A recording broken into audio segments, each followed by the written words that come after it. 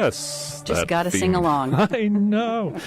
And that theme music means that this is Let's Talk. I can't wait. A program that's about getting to the root causes of important issues of the day, of the year, of the century. This on-the-air community forum believes your voice matters, not ours, and welcomes all thoughts and views without judgment. Please join today's conversation by calling 415-663-8492 or 8317 during the show so that you can join in with the discussion in the studio today. And I'm so happy to be here. Stephen Hurwitz. Happy to be alive. Man of mystery. And the lovely Shelley Rugg across from me. Hello, good afternoon. And member of this wonderful community of Point Reyes Station. We are representing here at Point Reyes Station, Marshall, and I'm from Tamales, and I'm Paul Riffel. Yes, Paul. We're from almost all over. But anyway. West Marin. All the east side of the bay.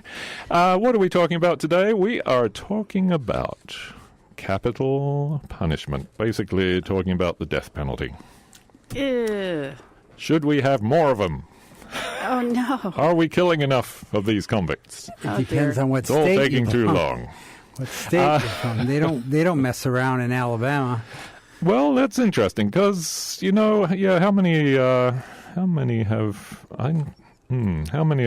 gone this year already? They've been going in Texas and Alabama, Texas. Mostly in the southern states.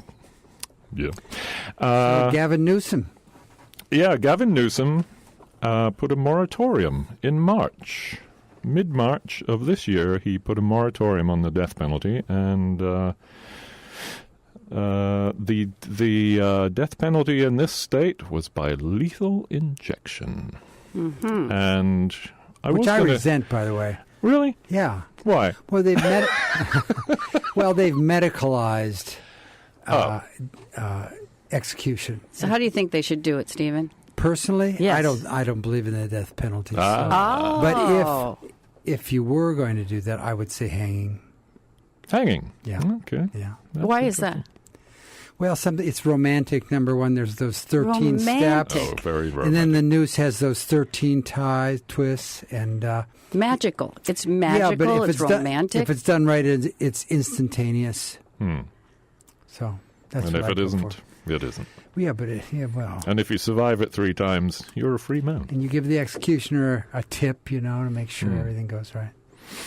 Beheading? Oh, boy. No? Guillotine? Yeah. Guillotine, no good? Yeah, that works, yeah. Mm-hmm. What about, I think I read somewhere. Anything but that injection, frankly. Electric chair? When no romance. The head comes off, how long does it stay conscious? Well, now, they are discovering now. That's right. Whenever you die, of whatever you die, your brain is still ticking over for a little while there. Yep, that's right.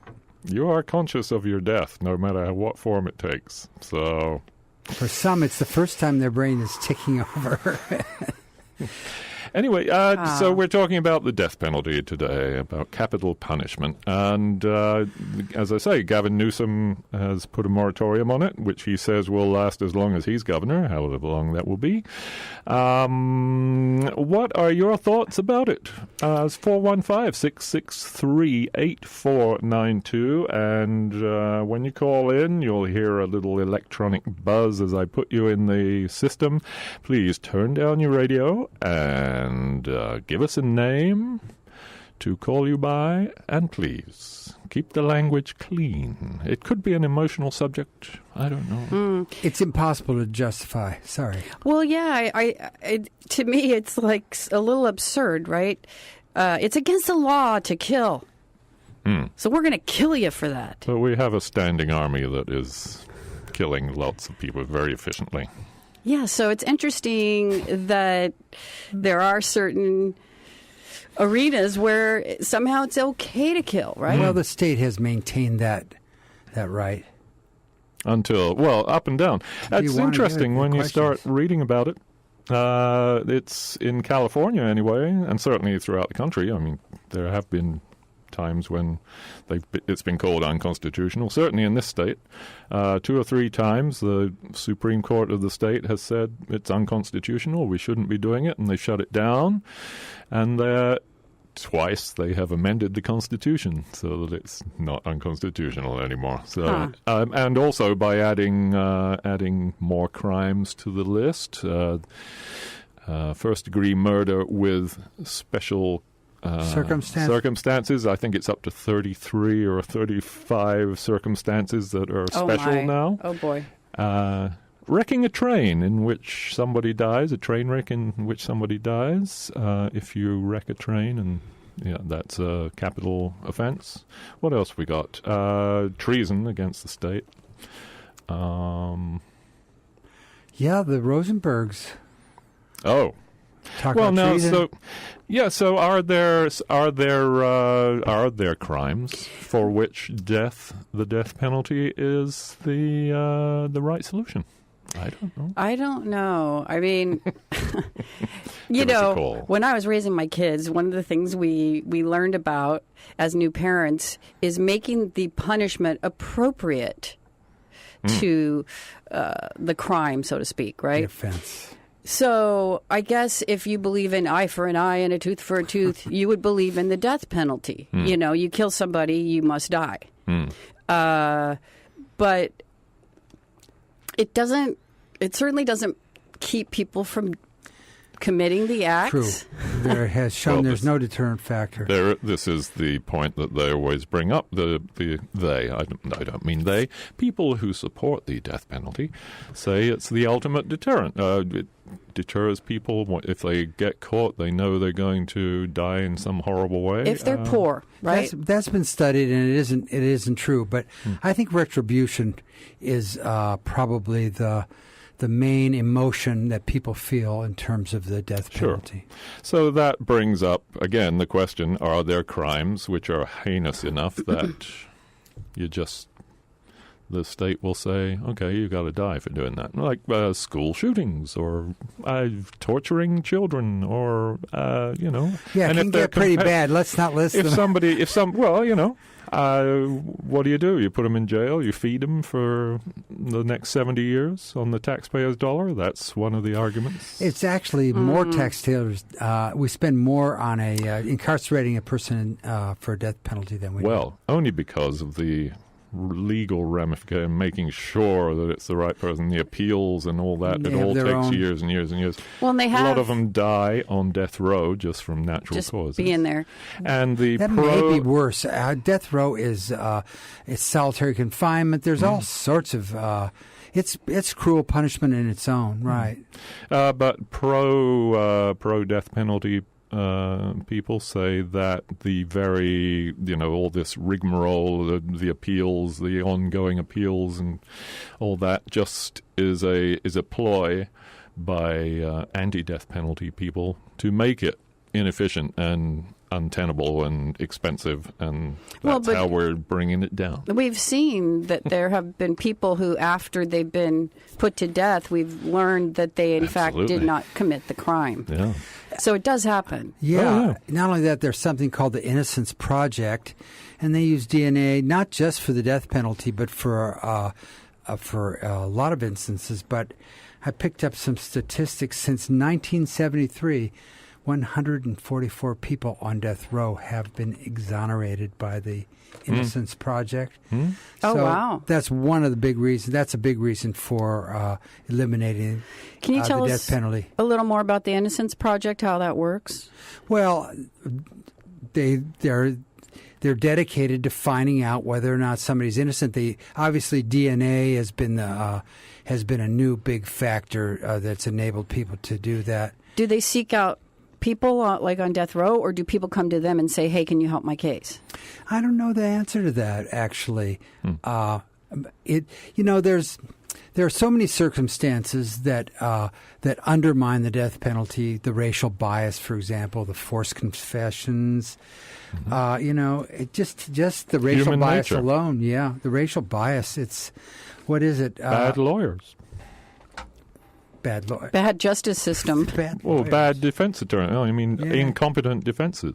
If you don't have enough money to get a competent lawyer, you're out of luck. And prosecutors who are really good at their job and whipping up a jury into false evidence. Here's something that's interesting. The single most reliable predictor of whether a defendant in the United States will be executed is the race of the victim. The race of the victim. Right. That's right. Of the 534 white defendants executed for the murder of a single victim, only 9 involved the murder of a black male victim. So, yeah. Wait, 48% of white defendants were able to receive a sentence less than death through plea bargaining. Yet only 25% of blacks. I thought you said it was dependent on the victim. Yes, that's right. If a white woman is the victim, then it's more likely, and if the black man is the defendant, then it's more likely. So if you have that pair, it's probably lethal for you. That's right. And if you're a white perpetrator and a white victim, you're still more likely to get able to do a plea bargain. And if you're a white man and it's a black male victim, then you get a pat on the back, I guess. Oh, that's awful. There you go. So there's an argument for not having the death penalty. Absolutely. Right? I mean, when there's a system in which we know that people are innocent and are being imprisoned, because there have been lots of exonerated. I mean, I got a list here of people on death row who've been exonerated. 144 of them since. On and on. 144. Well, it just highlights how messed up our justice system is. Well, it's run by humans. Well, and it also, was privatized. When you privatize... Oh, the prisons. Yeah. Oh, yeah. No, you need more prisoners, sure. Right. That's why a lawyer got in trouble recently for sending young black men to prison. He's getting a kickback? Oh, big time. Wow. How nice. The American way. Anyway, yeah, so it's a flawed system. So if one person is killed by the state and he is innocent, then surely that is enough. It has been to do away with the death penalty. It has been estimated that 4% of the people on death row have not committed the crime they've been convicted of. 4%. That's the estimation. You cannot tell for certain. Well, and so 4% there are over 700 people on death row, men and women, in California. Oh, just California? Just in California. Highest death population of death row in the country, maybe in the Western Hemisphere. So what happens when there's a moratorium called on the death penalty and you've got all these people on death row, supposedly? Well, their sentence, the sentence still stands legally. They're still convicted of their crime. They end up being on death row for the rest of their lives. Yeah.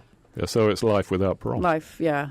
Which is the only option if you're going to have capital crimes punished. The only option that's available is life without the possibility of parole. Well, that might not be so bad if we didn't have so many other people in prison who maybe could do their time some other way that's more constructive for our communities instead of being stuck in jail. Well. So that brings up a little point. Back in, when was it, 2016? Yeah, in the last elections, California voters did not vote for the eliminate the death penalty. They actually didn't eliminate the death penalty. The other side that said speed it up. Yeah, to speed up the process. Push them through faster. And put them to work while they're on death row. So give them 75 cents. That kind of ties in, with what you're saying. Although what they would be doing on death row, I don't know. Knitting.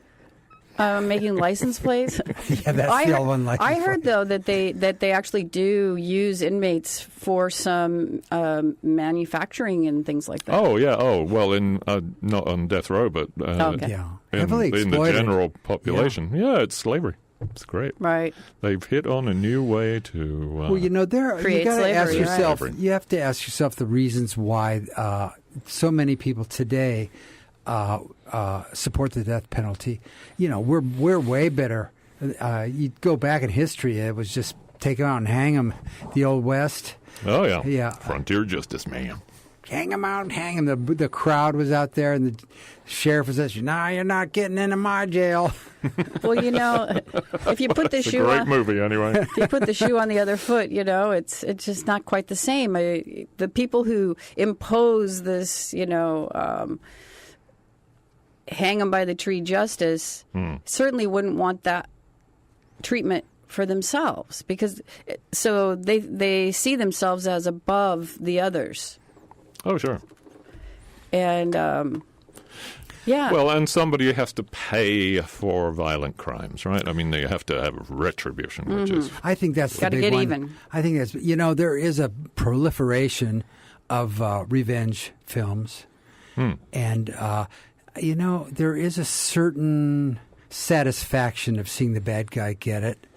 But there are a lot of... That is a big category of films out there right now. So you have to ask yourself, what is it about today, right now, the times that need to go through that ritualistic process of witnessing revenge? They create this heinous character, and then I think Denzel Washington goes out there and cleans his clock. Yes. Good old Denzel. All those. Now Charles Bronson isn't around anymore. Yeah, it has to be somebody else. What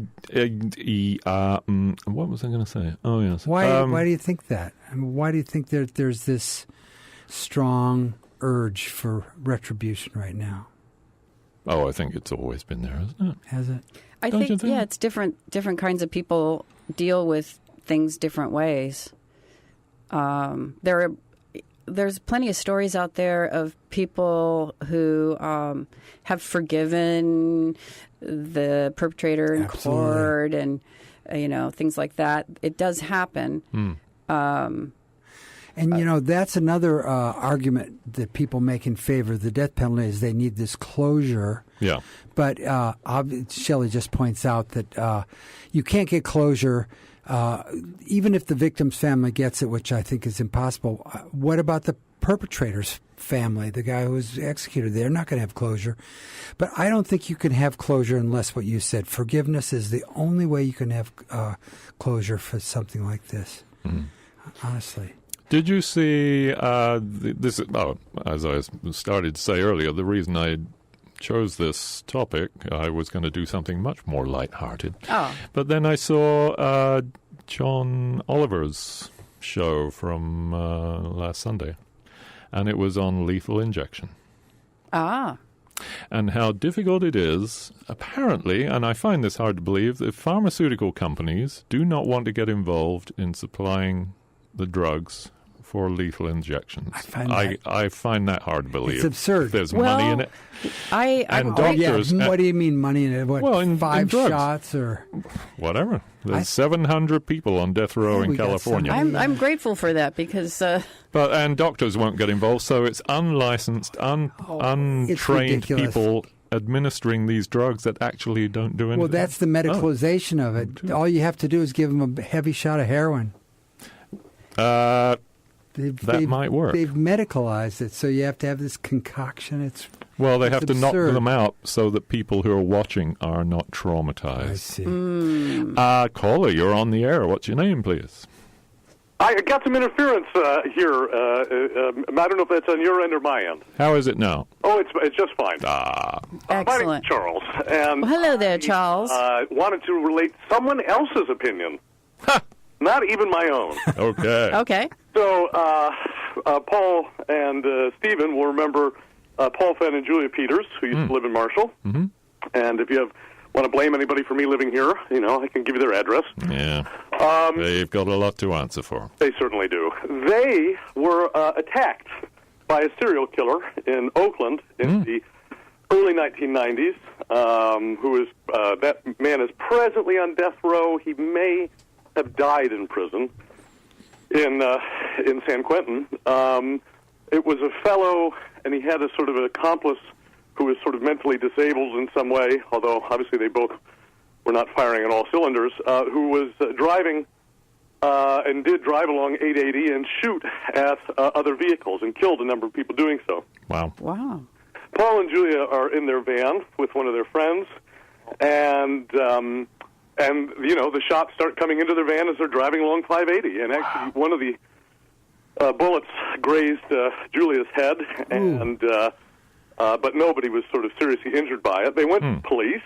The police said, "You've been identified probably by the Colombian mafia. So even though they have misidentified you, they will kill you, so you should probably leave town." Oh, my gosh. Which they did. And then it transpired that it was this fellow and his accomplice who were driving around shooting people. Just spraying bullets around. So they were, Paul was actually involved in the sentencing phase of that prosecution. He was convicted and sentenced to death. But they asked the survivors of these crimes to make a statement on their opinion. And so Paul did. And his response was very interesting. He said that, if you encounter someone that's killing someone else, certainly your loved ones or your, community members, you might not merely have the right, but perhaps have the duty to kill that person who is trying to murder someone else. But he said the idea that a jury, people who are not participants in the event, people who are involved supposedly in a dispassionate way later, would have the power to put that person to death. He thought that was a power too far for the justice system to have. So he was not I hope they're not listening. The death penalty, although he did say, if you see someone killing your wife, you may have the duty to kill them in that event. Well, if you live in Afghanistan, that's for sure. Yeah, it was a kind of interesting and nuanced view from somebody who was a survivor of a pretty traumatic event, but ultimately against the idea that the state has the right to put people to death. So the state would give you the means to kill the perpetrator. No, just in the event. He's saying that in that moment in which you see someone so it's like self-defense. Other person, certainly. In that moment, you might have the right to kill someone. Yeah. But not 12 jurors, however many months or years later, that they, in that setting, do not have the right to put anyone to death. Right. And it's a common debate. Of course, I would be against the death penalty myself. I don't believe the state has the right to kill people in that way. But then I would be against life without parole, solitary confinement, and all of the other sort of particularly cruel and unusual things that our justice system does. So apparently not so unusual, of course. But what would your sentence be for someone who has committed a terrible, violent murderous crime? Well, I think that there are a category of prisoners. If you look at, say, the Swedish prison system, they have a designation which covers about 15% of all people that are imprisoned in Sweden of really, we could say, hardened criminals. If we were Hillary Clinton, we could say super predators. Of people that are genuinely unhinged and a danger to society. But their justice system sees 85% of all their prisoners as people who are capable of being rehabilitated, of reentering society. And so, a punishment, for people who are seriously deranged, well, maybe they do need to be in prison for life. Right. And monitored by the state in that way. But I would suggest that it's such a small category of people. Well, yeah, in America, we don't seem to be interested in rehabilitation for our prisoners. I think it has to do with the competitive society. It's a lonely, isolated world that we live in, and it really makes people crazy. And people who experience the brutality of poverty and the brutality that attends that as children and as they grow up, often become very violent people themselves. Right. And so there's this much bigger conversation. Yeah, but most people that are murdered know the person who kills them. Yeah, absolutely. It's not this alienation from society. or just the idea of all against all, right? I mean, everyone's sort of out to get something for themselves. But that punitive thing, that desire to see other people punished, that desire to see cruelty. What's his name? The guy with the ridiculous goatee. Dickens. Dickens witnessed public execution. Yeah. His major comment on that was just the glee and the joy of the audience. Mm-hmm. Execution. Now, he wasn't against executing people. He just thought it should be done in private. Well, there were, I think it was I forget which state it was in, but that's when they first started doing execution. Instead of having public hangings, they started doing it in the prison courtyard because there would be all these violent crimes going on around the hanging. There'd be people stealing from the crowd as they were cheering and laughing and getting drunk. Taking advantage of that and fighting crowd scene. It became a riot. So that's why they hide it away. That's why they have gas chambers. Well, the last lynching where a mob broke or arrested a couple of people from a jail in California and then hanged them was in San Jose in, I think, 33 or 34. And I read an account of a woman who was a teenager at the time. There's no chance, I don't think she's alive today. But she talked about not even really knowing what the event was, just seeing these crowds of people move through San Jose. And she said there was almost a sexual charge to this kind of carnival, this kind of mass moment of violence and bloodlust. Well, that's right. I mean, something Gore Vidal said about the death of Kennedy, which is not many people like to repeat, was he said that there was something sexual about seeing the young prince's head explode, and that was a side of people's response to the death of Kennedy that nobody wanted to acknowledge, but he felt that charge was there. I mean, this is all about public execution. A fitting name, Gore Vidal. Who I respect quite a bit, and a little less after you told me that. Well, I just, as a warning about Gore Vidal, one of the last interviews he gave, a rather snide British interviewer asked him whether it was a good thing or bad thing to have his anger in his 80s. And he says, I think it's a great gift because I'm ready to kill. So beware your neighbors. These octogenarians are out for all of us. Anyway. Yeah, they're not going to put up with it. And I will talk to you later, I hope. Thank you, Charles. Thanks for calling in, Charles. Bye. Cheers. Yes, do give us a call, 415-663-8492 or 8317. Give us a call. Give us your views on capital punishment with penalty. Of course, if you compare us to, say, Saudi Arabia, yeah. Yeah. And why would we do that? Just to make us feel better, I guess. Yeah, but look at them. Yeah, well China, apparently. It's a theocracy. 1,000 people were executed in 2016 or something, yeah. This is KWMR 90.5 in Point Reyes Station, 89.9 in Bolinas. I don't think 92.3 in San Geronimo Valley. Please. Sorry. Bottom of the hour. Streaming live. KWMR.org. And give us a call, 415-663-8492. And keep the language clean, please. I don't think people are aware that the Klan was very strong in Sonoma County back in the 20s. There was a race riot in Santa Rosa, which may be what Charles is speaking to. There was a lynching that I think happened, and they essentially burned the Chinese. Chinatown disappeared at that time. They just sort of Santa Rosa? Wiped them away. Wow.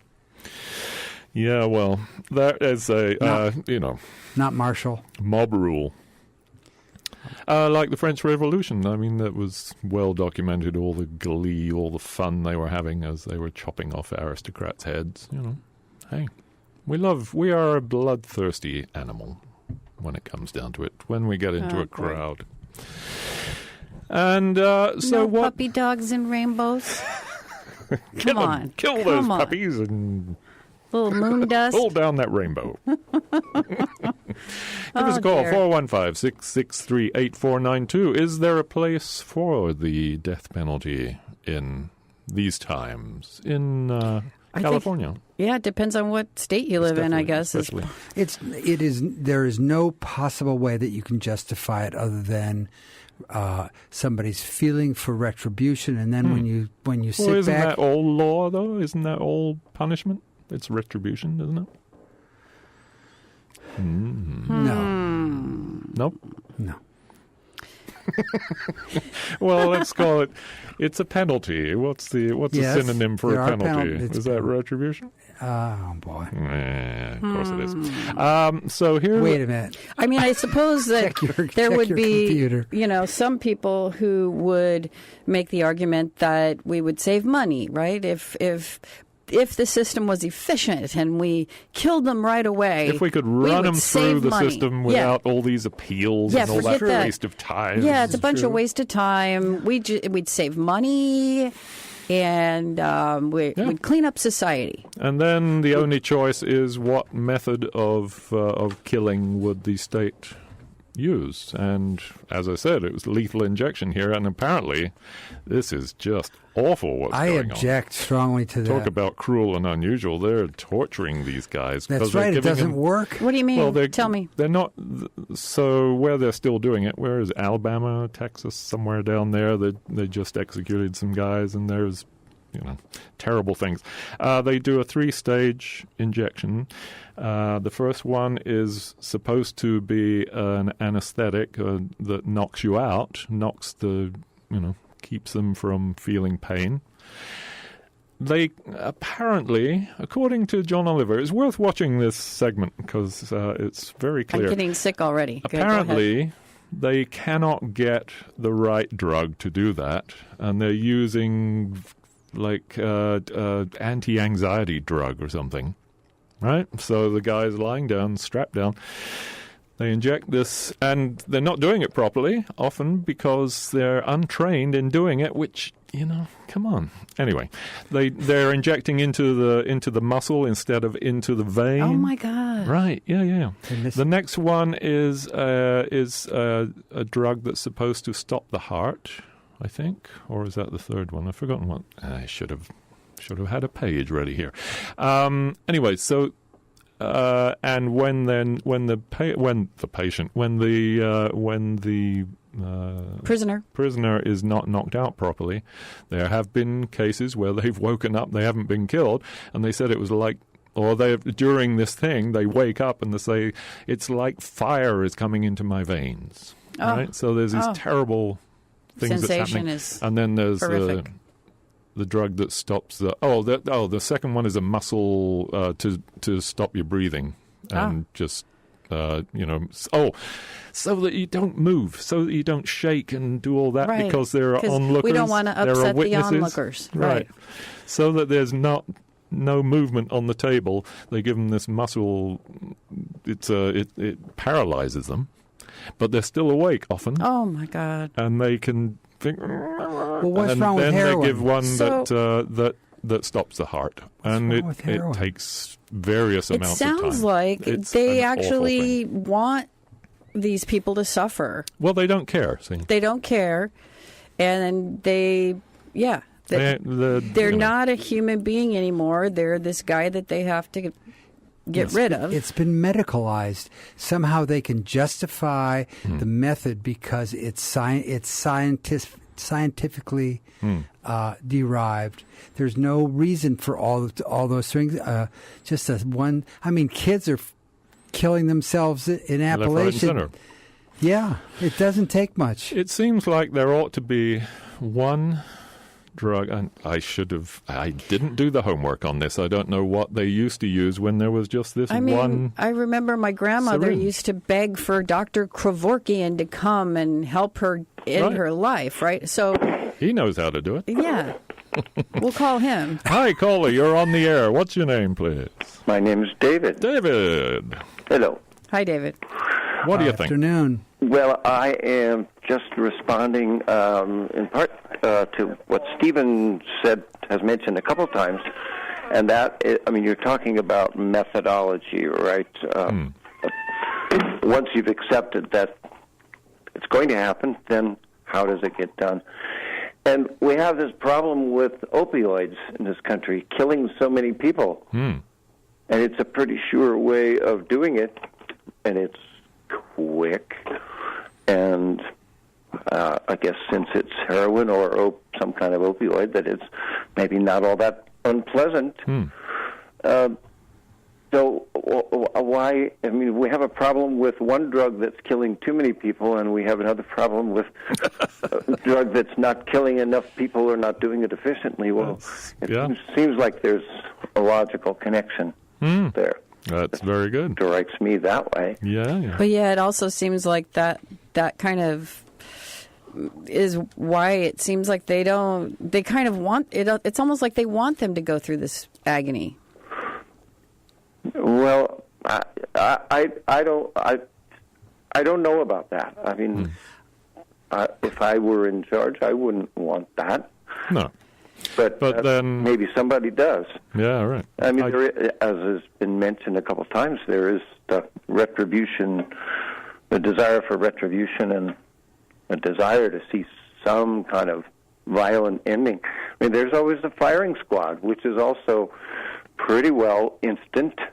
And right. And nobody actually, if it's done in the traditional way, as I understand it, you have 5 bullets and 6 guns, and so nobody knows who did it. Yeah. So.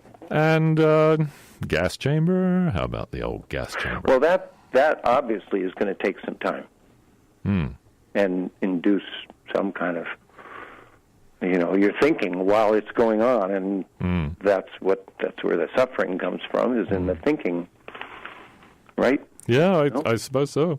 They're concerned usually about the witnesses looking on, especially the family of the victim, of the bereaved, of the murder victim. Hence all those windows there? Yeah, well, they have to have witnesses to, apparently. Well, I think there's probably be no shortage of volunteers for witnesses. Yeah, that's right. People who want to. Humans. What about harvesting organs, Yeah, what about that? Yeah, what about that? I don't know. It just seems to me that's what private prisons are for. Maybe they could ask the guy, can we have your liver? Hey. Oh, well, yeah. Sure. Just can we have your liver? I'm sure that's an option. I guess that's California. what human trafficking's for, though. Well, that's a really good question, though. You've got people who are, if I am a purveyor of an opioid, and people die. I'm going to sign off here. But David, thanks for calling. Thank you, David. Yeah. Give us a call, 415-663-8492. Stephen's coming up with all kinds of ways to kill people off quickly. Give us a rundown, Doctor. I'm going to nip that one in the bud. You don't like the old electric chair? I'm telling you, I'm hanging for me. What was the name of the movie, The Green Mile, where they had a horrible scene where one of the guards wanted to do the electrocution, and he didn't do it correctly. Yep. And it caused, serious, heads catching on fire and stuff like that. Hi, caller, you are on the air. What's your name, please? It's Amanda. Amanda. Hello. No, I'm listening, and it's very interesting. It makes me think of an article that I just read that was written by a journalist friend of mine, Robert Price. It's in the Bakersfield, Californian, very recently. It was a young kid who came from a troubled home and ended up becoming basically trafficked as a sex worker. And there was this sort of group of older fellas, shall we say, who were in prominent positions within the community who were part of this thing. And they would actually check these kids out of detention centers, et cetera, and take advantage of them. Oh, gosh. And it's a very interesting article. So this guy was 14 or 15 years old, and one of the older gentleman wanted him to perform in a pornography movie, and he didn't want to do it. But he was getting heavy, heavy pressure, and he was fed up. And here was a kid who'd been in this system basically being sexually molested and trafficked since he was about 11. So he says he wants to get out from under this thing, and so he has his friend help him kill the guy. Yeah. So they go out, and he says he had said that when he got to the place where he drove with the man, and this other car came up and parked in front of them, and then the guy got out and went back and stabbed him and killed the guy. And then they didn't know what to do. The ground was too hard. They couldn't bury him, so they put him in the trunk, and they went back to his house, and they parked in the garage, and they lit the house on fire. Oh, wow. No. So there were a number of things that went wrong and were bad. But so he just got out on parole, this fellow. This happened many, many years ago. I mean, this is a guy who'd been in prison for over 30 years and wants to do the right thing. But he wasn't allowed parole a bunch of times because people said that he was blaming other people for his problems. He wasn't taking responsibility for his crimes. So this last time, and the article lays this out, it's fascinating.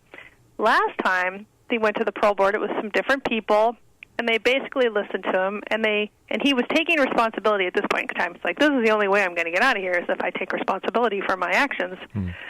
And he said, so he took responsibility for his actions, and then they were looking at him and said, but you were taken advantage of. You were trafficked. You were enslaved.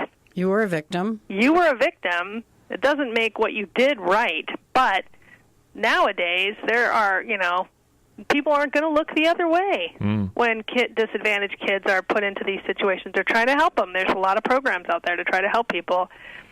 So I thought that was just a very interesting article because what it was making me think about, and not necessarily directly related to the death penalty, but times change and how over a continuum, even looking at now, how it's all of these things are improper in the Me Too movement, which were sort of socially acceptable back in the day.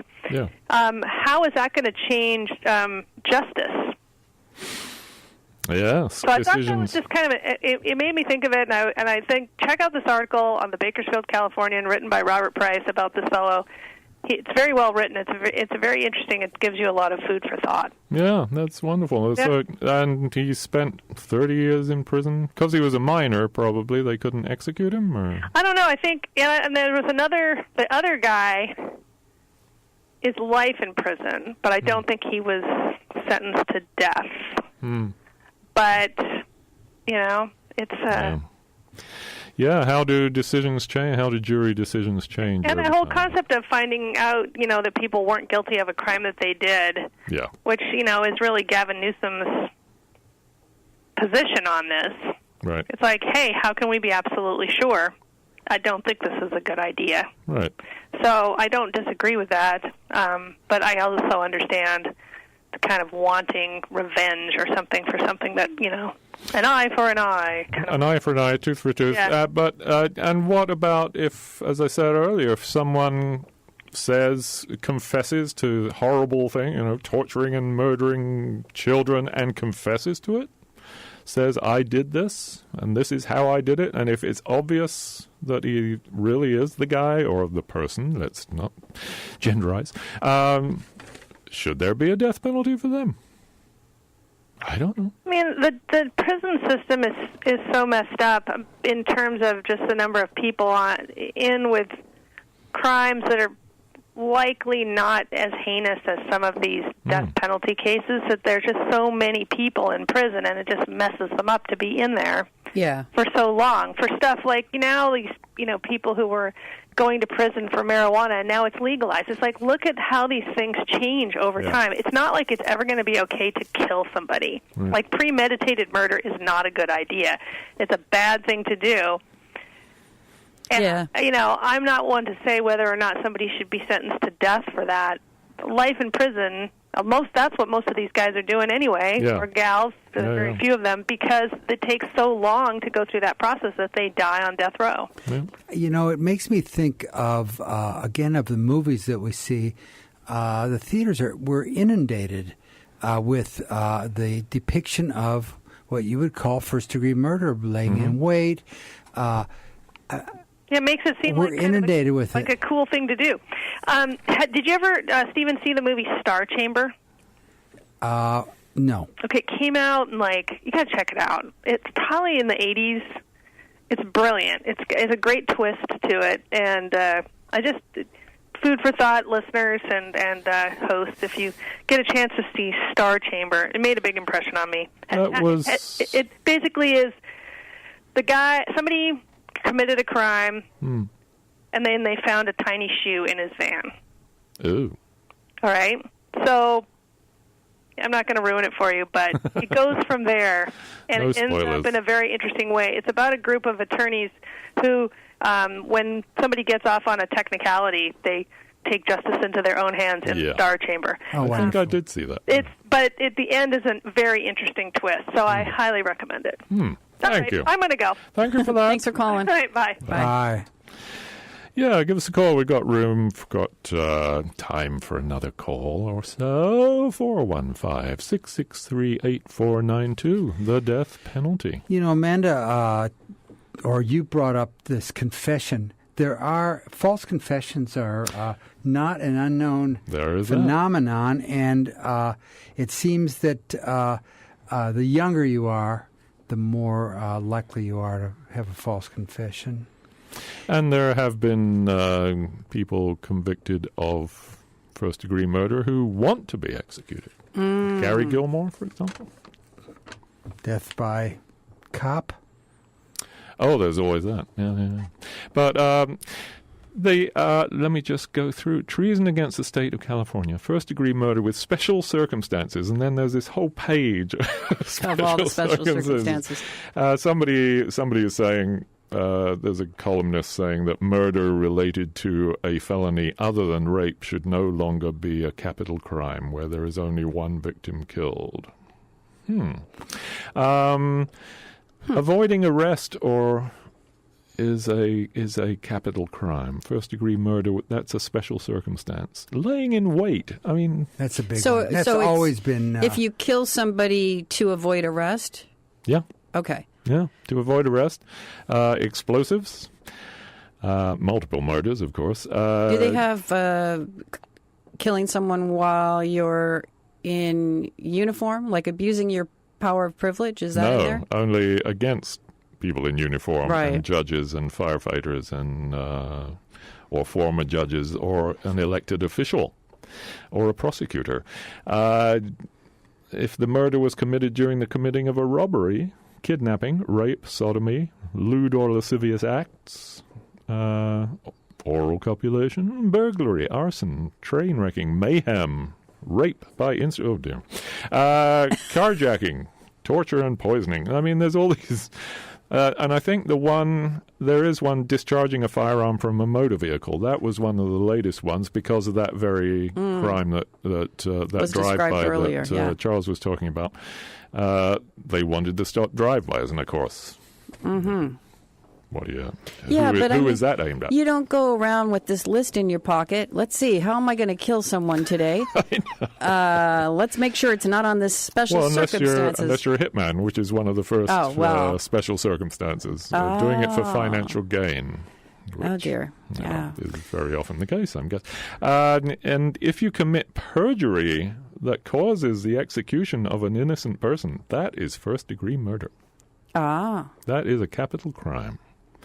And a fatal assault by an escaped capital convict serving a life sentence if he gets out and then kills someone. Yeah. You know, this brings up a different subject, but it is connected in one way, and that is these honor killings. We don't want to go in that, but there are societies that are very permissive of killing family members, and for not that good a reason, really, when you think about it. Honor. Well, it must be to them, right, or they wouldn't do it. Yeah, the cultural thing. And of course, there are how many? I knew how many countries. I think it's only 23 countries now, and most of them, of course, are Muslim countries because they have that thing which is where the honor killings happen in Pakistan and Afghanistan and all over there. Anyway. And I'm sure it happens in America. We just don't call it that. Just don't drop a Koran in Pakistan.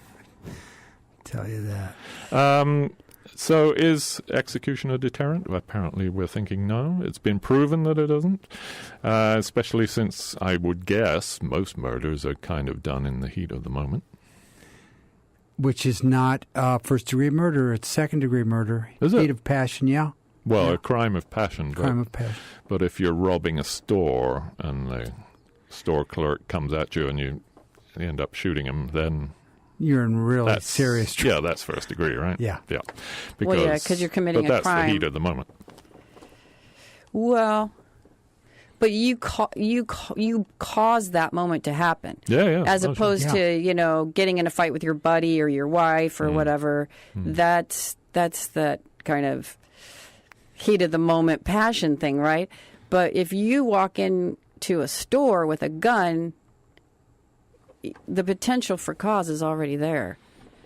So should we abolish death row? I mean, I think we should. They're all in solitary confinement, you think? That in itself is, I think you would call cruel and unusual punishment. Just build more high maximum security cells for them. Because Jerry Brown wanted to, I think he expanded death row because there were so many. Oh, boy. Waiting, 740-something prisoners on death row, men and women. The women are in Chowchilla, and most of the men are in San Quentin, but there were so many of them, they started farming them out to maximum security prisons all over the state. I think we spend $300, if I remember, I think we spend $300 million a year on hanging on to these guys. And so what would be if you divided 300 million by how many guys are on death row? 750. I mean, roughly 740. Yeah, I don't know. Do the math. $100,000 each, or? Yeah.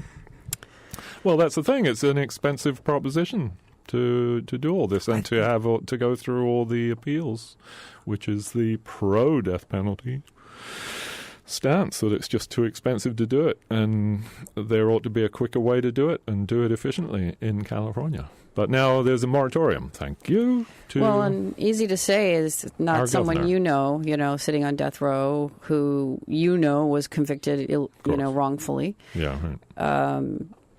But I guess, collateral damage. You get rid of the ones that really need to be gotten rid of, and if a couple more go, oh well. Well, if it's 4%, about 4% of 750, that's 20. That's 30 people. Well, let's just hope it's not you. Yeah. But, I think, so if we've got too many people on death row and it's costing a lot of money, then, like I was saying earlier, then let's have less people in prison who could be contributing to society, and we don't have to spend that money. Well, if there were fewer prisoners in general, right. Not death row, but the rest of the prison population was reduced, for example, right. rather than locking that is them up the justification and slavery. Then so first do away with private prisons. Aha, yes, thank you. And then, do serious rehabilitation programs. Yeah, because now... Then all those prisons will be open to death row inmates. Yeah, I think there's a misunderstanding. People go into prison and they get ruined. What's this misunderstanding? Well, we talk about private prisons.